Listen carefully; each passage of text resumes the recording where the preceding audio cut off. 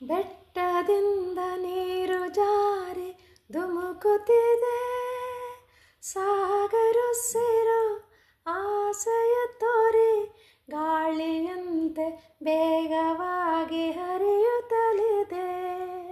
ಬೆಟ್ಟದಿಂದ ನೀರು ಜಾರಿ ಧುಮುಕುತ್ತಿದೆ, ಸಾಗರಸಿರು ಆಸೆಯ ತೋರಿ ಗಾಳಿಯಂತೆ ಬೇಗವಾಗಿ ಹರಿಯುತ್ತಲಿದೆ.